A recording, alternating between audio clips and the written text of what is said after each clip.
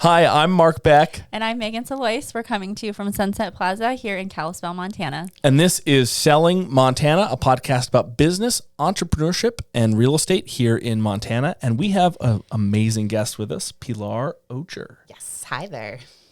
Pilar. Thank you for coming. Thank you. Thanks for having me. You. Yes. You have a fantastic position here in the community. You are with the Chamber, and tell us what you do there. I'm the Business Development Director and Leadership Flathead Director for Discover Kalispell Chamber, and it is a fabulous job. I get to work with business owners in the community all day long. That's what I do. You're always so happy and smiling, so Yeah, we know it's like a wonderful job. It is a good gig, yes. That, or you're just custom suited for it. Lots right? of coffee. Yeah. I bet. So tell us what I get a lot of people when, like, sometimes new businesses or newer people to business, especially younger people, they'll say, what is a Chamber of Commerce? Exactly. So there is different things. Basically, if I could sum it up in one saying, it would be don't do business alone. We are here to do business with you. It's a partnership. It is a membership, but I like to call it a partnership because we are there with you advocating on behalf of the small businesses in the area and large and medium-sized, all the businesses.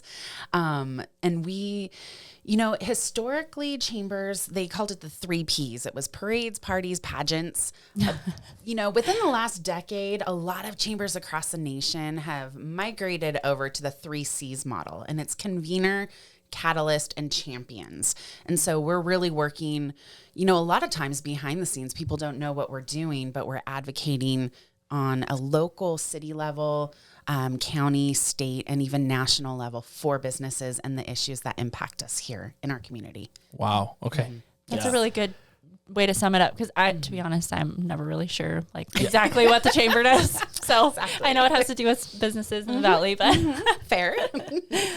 I knew what the Chamber does. I'm an ambassador You here are. the last couple of years, and Remax has been a Chamber member for decades, but I was like, what do I actually do for the Chamber? And it's like, okay, I help set up and clean up and all that, but it's nice to know what you are doing for businesses, Yes, absolutely. And I could talk all day long. We won't do that, but I could talk all day long on the initiatives that we have.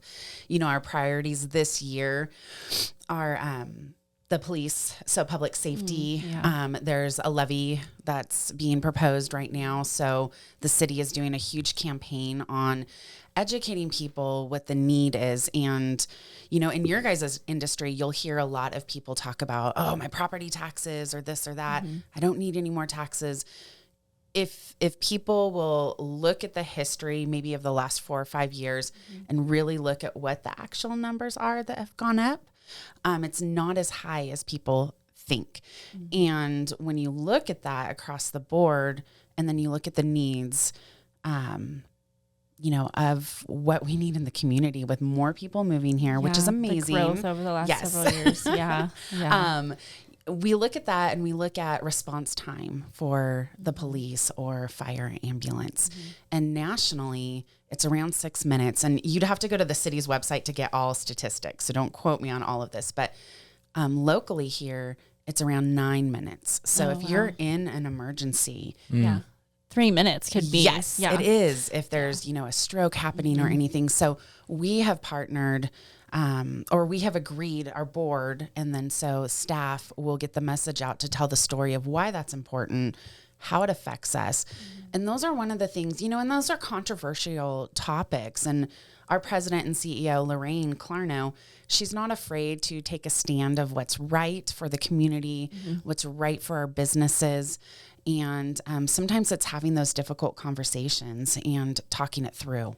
Yeah. Wow. That's good to hear that a leader is like that because there's a lot of people now that they don't want to take a stance on certain things because they don't want to cause division or, things like that. But it's like we do need people who are, saying what needs to be said too. So absolutely. Yes. You guys always help with a real estate summit, correct? Or housing summit every year, right? We have our growth summit. A lot of that, yes. And growth summit? Growth Okay. summit, yes. Yeah. So it's a half-day summit. It's coming up in May. I believe there's 3 dates we're figuring out. So that'll be up on our website soon for registration. Last year, we had about 200 people in the room, and we discussed, okay, we've been discovered. Which is wonderful. Yes. I mean, I get it. So. I love this area. Yeah. I can't blame people for coming here. But what does it look like in 10 years, 20 years? Are we as a community and citizens going to look back and go, whoops, we should have done this, or we should have done that? Or are we going to be future forward facing and be like, okay, this is how we can guide growth and making those positive decisions. And do I have the answer? No. But as a community, collectively, we can try to find those right ways. Obviously, it's coming, so let's deal with it in a positive way instead of sitting in and complaining about it. I think that's one of our biggest problems in this community is that there seems to be a belief that you can stop growth. And we must stop growth. Yeah. Yes. Or that certain people deserve to be here. Certain people deserve to be here. Didn't others all come don't. from somewhere, you know. Yeah. Right. Yes. None of those are true. The growth is going to happen, and we have to make sure that it happens responsibly, and it has to be well planned out. Yeah. And refusing to acknowledge that, burying your head in the sand, is going to bite us, right? Absolutely. In the long run. With things like emergency response times. Correct. Yes. You would think that's a simple answer. Like, of course we would want that levy to pass, but it probably will come up against quite a bit of opposition, I would think. Yeah, historically, across the state, other cities like us have tried it, and there's different success rates with that. And again, all of that information, our city manager Doug would sit down with anybody. So I encourage those who listen to this podcast who want more information, go to the city's website, watch their videos. They have some campaigns going out, but there's a lot of. We don't think about it until maybe grandma's having a heart attack or stroke. Yeah. And we don't want to think about those things, and then it happens. And so being prepared to serve this community is really important. And so again, that affects, and we look at it from the business lens too. With the growth comes different challenges. How does that work for public safety? How does that look? How do we keep Kalispell kind? There's a reason we all love this area. Yeah. It is the nature. It is the people, and the people is what makes this area, I think, shine. And so how do we keep it, with our roots and those core values with the growth happening, with different people coming in and different backgrounds? For the most part, people that move here, that I've helped purchase homes here, they're coming to integrate into our culture because that's what they're desiring. They want right? That they want too, that small community core value. You have a very, very small percentage of people that are moving here trying to change it into something, and it gets so blown out of proportion that they're going to change us into California. No. They are coming here. Cali to Cali. Correct. Cali to Cali. Yeah. They are coming here to get away from that, to absorb our culture. So, have you done anything? Are you involved at all with the warming center at all? Years ago at a previous employer, I helped remodel it, and we did some demo for them. Okay. I have donated there, some food after events and things like that, helped out. But no, I'm not personally. Okay. I think and the chamber isn't involved at all. In support, they are part of the conversation with Kalispell Kind, which is a group that has come together to provide resources for business owners to, be kind, understand, there are different levels, and how to interact with our people who do not have homes in the area. Yeah. Valley Vista Properties is a full-service property management company located in Kalispell, Montana. We manage long-term residential rentals, short-term and vacation rentals, commercial property, and homeowners associations. Our service area includes the greater Kalispell area, including Whitefish, Columbia Falls, Big Fork, Lakeside, Summers, and Kyla. Our owners have a combined 50 years of experience in property management, including a licensed real estate attorney and an IREM accredited residential manager. We're currently growing our portfolio in the Flathead Valley, and we would love the opportunity to serve you. So just to change subject there, you guys just moved business. You just moved your location recently. You're in the First Interstate building now, right? Yes. Second, okay. South Main. Yes. Okay. We're upstairs. It's a beautiful, beautiful area. Anybody can come see it. It's great. It's fantastic. It really is. It's worth stopping by. So you're up above First Interstate where they just remodeled and Yes. Okay. Yes. Nice. Yep. And it's super exciting. So for decades, we have been in the Depot building in downtown in Depot Park. And that was owned by the city. And now the city have taken that back over. And they're doing a lot of work on the building, reviving it. And I think Parks and Rec is going to go in there. Okay, I was going to say, do they have plans for what's going to be there? Okay. And is Parks and Rec still more south of town? Yes. That would make sense if they moved more center. Yeah. Absolutely. And and they do the concerts there in the summer and all the activities. And so it'll be really exciting to see a breath of fresh air. You have the Park Lane Trail there, the park on the other side, and the depot right there in the middle. Sure. For sure. Yeah. That was a good location. I know. It was, but I think you're better suited where you are just for your style of business, and I think you have more parking at the. Yeah. Parking is such a commodity in downtown Kalispell. When we used to be at 1 Main Street where Stockman is now. Okay. That used to be the Remax building for like 25 years, right? And then when that caught fire, and Doug owned the parking lot next door, and that was a commodity. And we Doug made sure we patrolled that baby. We wouldn't let people just park in there for no reason. I've noticed that. I have my own little thing that hangs from my rear view mirror that says I can park where I park, but anywhere else I just tend to walk because trying to find parking is so we'll see.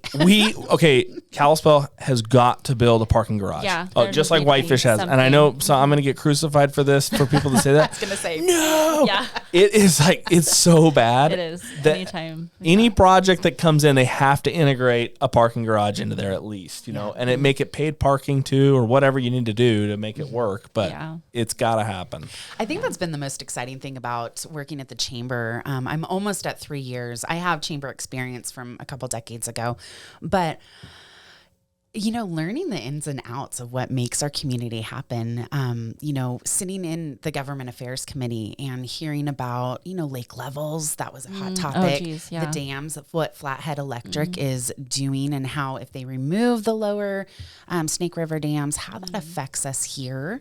And so seeing the behind the scenes and not just reading an article or reading what's on Facebook, but learning really what's happening is pretty incredible. And all the pieces that have to come together to make things happen, it takes a whole lot of people. I'm sure there's so much more to it other than people. Yeah. They form their opinion on Facebook and then have all their answers to all the, solutions to everything. It's true. Yeah. All the answers are in the Flathead 411 group. Yeah, just go to Flathead 411 and find the answer. They know it all. They have no education and no experience, but they know it all. I would like to say, I want so bad one day to just hop on there and say, I encourage you, come down, have a conversation. I encourage you to come to these meetings. Exactly. It's one thing to sit in our homes or on our phones or on our keyboards and spout out opinions. And I get it. Again, going back to the growth thing, it's change. Change sometimes is uncomfortable. Yeah. But let's be a part of the solution of how we want things to go going forward. So, and that's where, ambassadors come in. My ambassadors are amazing. I get to be the staff liaison. So I should say our ambassadors, but you guys are my team. They're our public relations. So they're meeting with the businesses. They're doing drop-in visits and helping at events, like you said, setting up and stuff. That's some core things we need help with. Yeah. But it's more than that. It's spreading the message of what we do, how it's one big community. So it's amazing to have you guys. So thank you. You're welcome. I really enjoy I wish I could do more with the chamber. I unfortunately You're busy. Have quite a full schedule. Even though realtors don't do anything ever, I seem to somehow pack in 60 hours plus a week, but I get it. No, and that's where I love I love to work with where people are, whether it's a business owner or whether it's somebody who, owns a business and wants to give back and volunteer. I meet them where they're at, and we do that as a chamber. And so together we're getting things done. So fantastic. Yeah. Thanks. So, I'm just wondering on any of the major businesses, like what are some of the grievances are you hearing with businesses that are in the chamber, maybe around employment? I know it's been hard to get employees. Is that still the case? I asked that question yesterday, and I don't have a definitive answer because it's different. So Jen is our workforce and special initiatives director, and she works with Daily Interlake and Job Service, and they're putting together the job fair that's coming up in April. And so I was asking, what's it look like right now in the market? Are there a lot of vacancies? Have we deleted positions and just eliminated them because we've learned how to work without those people? And so I'm still diving into that. Okay. It seems, when you go and you have to wait after COVID, it changed so many things. So, did we learn to do business with those vacancies? Do we sit in the coffee line a little bit longer, or a drive-through line a little bit longer? Or self-checkout everywhere you go. Self-checkout. Yeah. Although I do see some of those disappearing a little bit. So it's interesting to see the full circle. Yeah. So yeah, I don't have an answer on that. As far as the business pulse, this is an election year, so we will see how things play out. And it tends to be sometimes where businesses get a little conservative. Sure.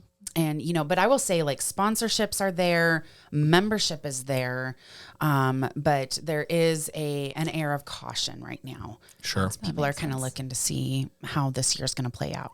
Sure. I seem to always have my best years during election years. 2016 was fantastic for me. 2020 was fantastic to me. People in the residential housing market, people shake it up. Okay. It's a shake up year. Interesting. It's very weird. And plus the dynamic of last year, we had that huge climb. And then last year was just like, whoosh, housing prices fell probably 15 to 17%.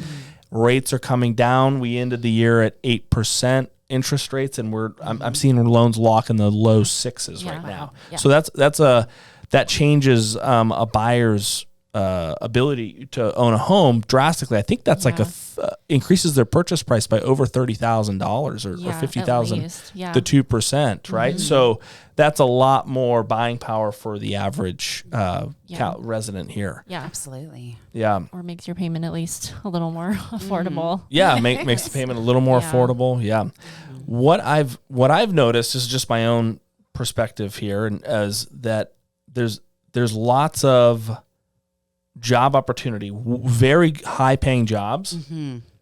They cannot find qualified, motivated candidates for those jobs. And I hate to touch too much of a button here, but I think we have an education problem in Montana. I think we have not pushed people to educate themselves so that they can fill those positions. That's interesting, because I know there's a lot of work being done at the college, and I wonder, and this is just me speaking, but I wonder if, kids have graduated high school, they go away to college, and can they afford to come back? Or did they find life outside of the valley? And did they, or are they coming back when there's a family to be made and grow? Correct. And so are we having that gap there? We do have some businesses who will be part of the job fair, and they're going to be part of the career fair section of that to really kind of inspire kids to do, to take a look at their industry. FECC has implemented a lot of great programs, but when you look at like nursing or teachers or even early childhood development, there's scholarships to be used, and they're not being used. Right. And so again, those are part of the initiatives that we've been working on for a few years. Jen at the chamber, if anybody wants to follow up with her, she has the wealth of knowledge on that. And that, but to watch the programs, and there's some being put in place where maybe somebody doesn't need a full degree, but to get them into the workforce, maybe there's a certificate that they can do. And so there's collaboration right now, and in the works and talks. So hopefully we'll see some programs come out that will support those people with that. I think there's kind of a shift in even like just below our generation of these kids that, or not kids, whatever they are, young adults that don't want the 40-hour work week and work till you're 65 and retire. They're trying these new things of making money online, or, so I wonder if that kind of causes some of the gap too. Yeah, and they're going to have... It's like, you kind of wonder how much of it is a little bit of entitlement. Like you really think you shouldn't have to work like everybody else did for the last, forever. So I don't know. It's an interesting change happening, but there are people making money online as influencers and, Amazon businesses or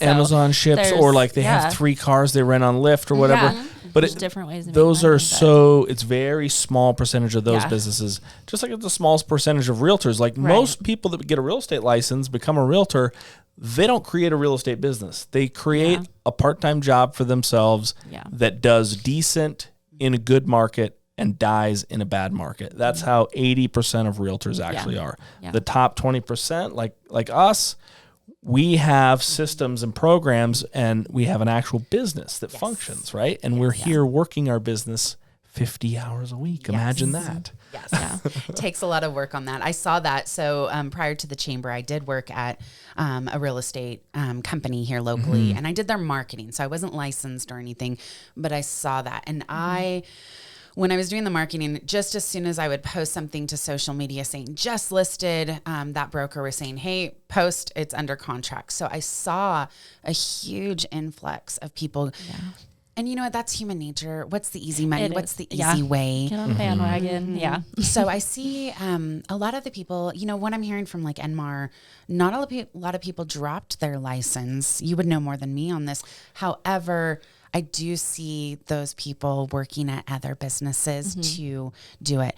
You took the words out of my mouth, the 80-20 rule. Yep. It's that. And that's across the board in industries and life. Yeah. You have your people. So I am the staff liaison for young professionals. So I do want to defend that young group there. Please. There's some sure there are go-getters. exceptions. Yeah. Yes, Absolutely. Absolutely. Yeah. I think any generation has the people who work really, really hard. Totally. Yeah. And are the go-getters. But I think now maybe, and this is a challenge to business owners, if they're struggling with staffing, where do we meet people where they're at? Now, we can't give them the world and give them the keys to the house and this and that, but where do we meet them? So does it mean they work remote and they pop in once a month? Does it mean they have a flexible schedule and it's not a strict 8 to 5? Can your business do that? And then when we look at wages and stuff, I did move here. I am one of the ones who relocated. I visited as a little girl and everything aligned. But 6 years ago, when I moved here, things were I was going to hit a button. There we go. There you go. I couldn't find it. I am not born and raised here, but my values do align completely. Exactly. And it was all pre-COVID. My husband likes to say we moved pre-COVID, and so anybody who moved after COVID is fine. But this was our dream. I knew it was Alaska or Montana that I'd moved to, but coming here, the wages were so different. Yes. But then the lifestyle was different. So I think it all balances in the end. But when you look at hiring, there's people coming back. We call them the encore workers. Maybe they've retired, they're bored, or with the economy, they need to make dollars stretch a little longer. And so they come back into the workforce. So we're seeing across the board. But when you have, 50 years worth of gap between those working now and those coming back into the workforce, you have to talk to them different. You have to not treat them different, but they're coming at it differently. So yeah very true. Yeah. It's interesting. So coaching is, when you coach somebody who maybe is 70 years old, they're like, okay, we know what we're doing. We've been doing this. They're stuck in their ways. I have such an interesting dynamic here at the brokerage, because I have people that are obviously, a lot newer than I am. And then I have people that have been in the business a lot longer than I am. And you talk to them much differently. Like Joni's in her 80s and she's still working. Yeah. And so, but she'll call me for advice. She'll call me for questions, and which I think is awesome that she does trust my judgment. But you're right. It is a little different conversation. Yeah. Don't talk to her like the new agents. Yes, No. Yes. And that makes a challenge for you. So you have to continually grow your leadership skills. And, we have those conversations at Biz because we're in biz to biz together. Yeah. Yeah. There was some growth for me when I first took over as managing broker and owner. being newer in the business, and then it was like people that they're like, wait a minute, they're like, I've been doing this for 15 years. You've been doing this for 3. You know? Why should I listen to you?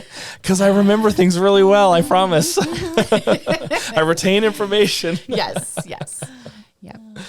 Oh, funny. Well, okay. Is there anything else that we should know about, like maybe joining? We got a few more minutes here. Joining the chamber, like membership dues, anything like that you want to say? Yeah. So dues are an annual basis. You know, if a business comes to me and they have a little bit of a financial challenge right now, we can have a conversation maybe about doing a couple payments to break that up. It's not super expensive at all when you look at the work being done behind the scenes. So for existing members, I would like to say, get involved. It can be your staff. So you as a chamber member, Mark, your team can come and they can do the professional and personal development courses that we offer. We do coaching for your success. Those are benefits you can offer because a lot of people may not be able to offer the highest healthcare or the highest this or that, but we do have things that will help you with retention. And so those are for my existing members. Let's utilize those benefits.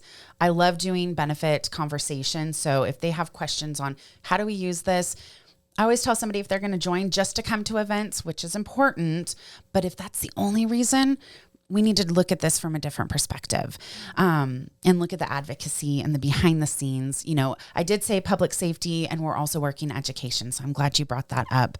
And then to join right now, if people join before the end of the month, they get in our printed directory and that goes all over the world to the hotels around here, rental car agencies, realtors, vacation rentals, all of that kind of thing can use those. So, if they joined after January 31st, awesome. You're on our website immediately when I approve the application. But to get in the printed directory, there is that little bit of deadline right now. And then next year you'd be in it too if you joined after. So it's just I want to bring it back into don't do business alone. You guys know this. You each have, yes, you're part of a group, but you each are running your own businesses to make it successful. And then part of the whole team, but it can be scary. There's lots of questions. If we don't know the answers, we know who to connect you with. And that's been one of my favorite parts is partnering with people to be like, oh, you guys should talk. I think Andy Kachera is one that I introduced you to. Oh man, yeah. He's huge. He's one of our sponsors of our show, by the way. Yeah, he sponsors the show actually. So. Hey, I did not know that. That's a good plug. Yeah. Well, the philosophy that you're speaking of is, you know, RE/MAX has been around for just over 50 years and they've always held the philosophy of they're helping their agents. They're saying is in business for yourself, not by yourself. And that's what RE/MAX crafts agents. They really do. They craft fantastic agents. And, you know, it's a huge benefit. I'm going to dive in a little more with, we'll get together and do that, the professional development side of things. Yes. I have not, I'm popular at the events. I'm seen there often, but yes, because I like to talk. Great. Yeah. So there's with usually good food. With a crown. Yeah. Miss Montana's crown.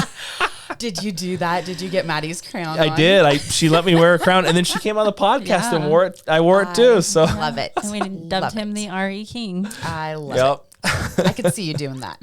Yeah, it was very Mark doing Mark things.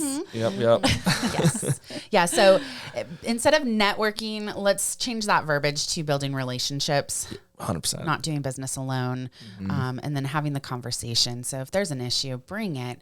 Let's talk. Let's see if, you know, in the business community, how we can solve those problems. And we love being that partner and that advocate to these businesses. Well, thank you so much. It's been a real pleasure having you. Yeah, thank you. We will definitely have you back again. And for now, please like, share, subscribe, and we'll see you next episode.